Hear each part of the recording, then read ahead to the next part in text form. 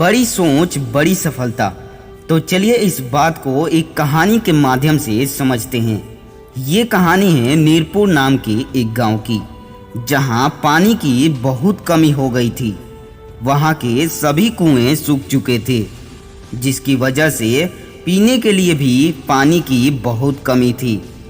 गांव में पानी ना होने के कारण वहां के लोग दूर के गांव से पीने के लिए पानी लाते थे, लेकिन दूरी इतनी ज़्यादा थी कि सुबह जाकर शाम को ही पानी लाया जा सकता था। गांव के मुखिया ने गांव के सभी लोगों को अपने पास बुलाया और सभी से इस समस्या के निवारण के बारे में पूछा। गांव का कोई भी व्यक्ति समस्या का किसी भी प्रकार से कोई समाधान ना दे सका।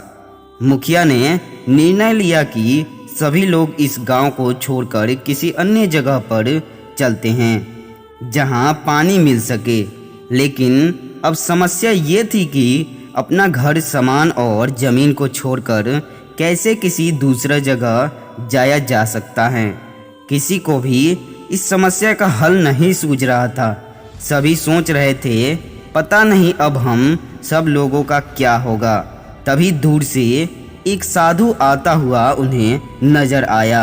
जैसे ही साधु उनके पास आया, सभी लोग उनके पास गए और कहा, अब आप ही हमारी रक्षा करो और हमें इतनी बड़ी परेशानी से बचाओ। साधु ने कहा, ठीक है, जब तक गांव में सूखा पड़ा हुआ है तब तक मैं आपकी सहायता करूंगा।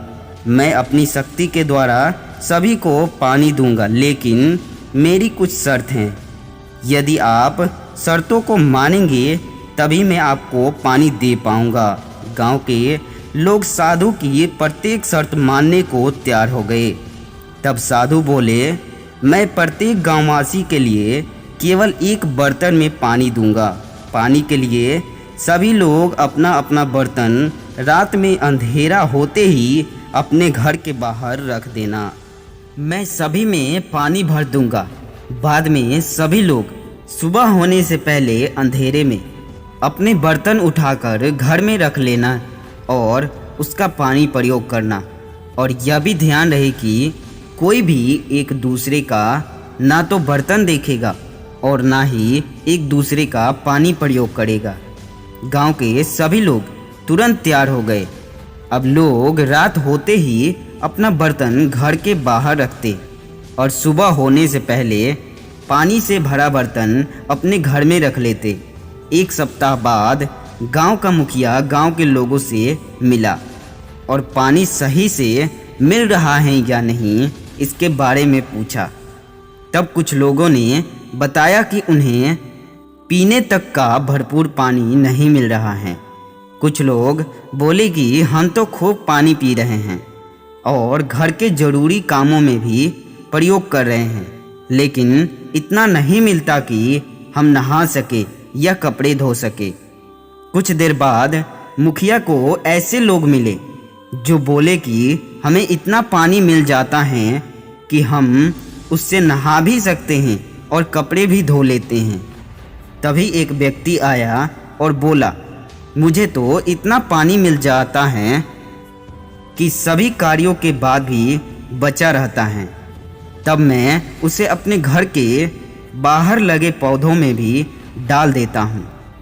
सभी गांव वालों की बातें सुनकर मुखिया ने सोचा कि साधु तो कह रहे थे कि सबको पूरा बर्तन भरकर पानी देंगे, तो ऐसी क्या बात है कि किसी को कम तो किसी को ज़्यादा पानी मिल रहा है। इसका उत्तर जानने के लिए मुखिया तुरंत साधु के पास गए, जिन्होंने गांव के किनारे अपनी कुटिया बना ली थी। मुखिया ने साधु को सभी बातें बताई और पानी कम या ज़्यादा मिलने का कारण पूछा। साधु धीरे से मुस्कुराए और बोले, यदि आप इस रहस्य को जानना चाहते हैं तो कल गांव के सभी लोग शाम के समय मेरे पास अपने अपने बर्तन लेकर आएं। कल मैं पानी शाम को यहीं पर दूंगा। मुखिया तुरंत गांव गया और सभी को कल शाम अपने अपने बर्तन के साथ साधु की कुटिया पर पहुंचने को कहा। अगला दिन आया, शाम हुई। सभी अपने अपने बर्तन लेकर साधु की कुटिया पर पहुंच गए। जब सभी लोग एक साथ इकट्ठे हुए तो सभी एक दूसरे की तरफ ना देखकर एक दूसरे के बर्तनों को बड़े ही आश्चर्य से देख रहे थे। मुखिया बोला, अरे यह क्या? सभी के बर्तन तो एक जैसे नहीं हैं। कोई बाल्टी लाया है तो कोई सुराही लाया है, कोई ड्रम लाया है तो कोई लकड़ी का बना बड़ा टैंक लाया है। अब समझ आ गया कि सभी को पानी कम या ज़्यादा क्यों मिल रहा था। तभी पास खड़े साधु बोले, मैंने आपसे कहा था कि मैं सभी को बर्तन भरकर पानी दूंगा और मैंने ऐसा ही किया, लेकिन कमी आप में से उन लोगों की रही जो छोटे आकार के बर्तन लाए और समझदारी उन लोगों की रही जो बड़े बड़े बर्तन लाए। मैंने तो सभी को पूरा बर्तन भरकर पानी दे रहा हूँ। सभी गांव वाले अब अगले दिन से बड़ा बर्तन घर के बाहर रखने की बात सोचने लगे।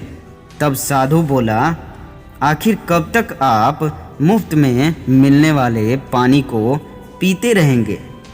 जिस प्रकार मैंने बर्तन के आकार के हिसाब से आपको पानी दिया, जिसका जितना बड़ा बर्तन उसको उतना ज़्यादा पानी मिला, यही बात आपकी सोच पर भी लागू होती है। जिसकी जितनी बड़ी सोच होगी वह प्रकृति से उतना ही ज़्यादा प्राप्त कर सकेगा। प्रकृति उतना ही देती हैं जितनी बड़ी आपकी सोच होती है। गांव में पानी की कमी है, ऐसे में आपकी सोच थी कि गांव ही छोड़ दिया जाए।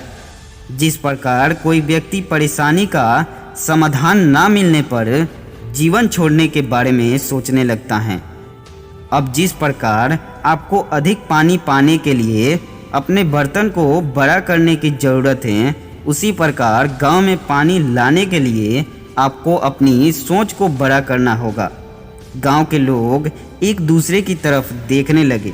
साधु के द्वारा दी गई सीख को अब गांव का प्रत्येक व्यक्ति समझ चुका था। वह समझ चुके थे कि अब उन्हें क्या करना है। गांव के लोग एक जगह एकत्रित होकर गांव में पानी लाने के नए नए विचार एक दूसरे को देने लगे। नई संभावनाएं जन्म लेने लगी, नए और बड़े विचार आने लगे। गांव के लोगों की सोच बढ़ने लगी।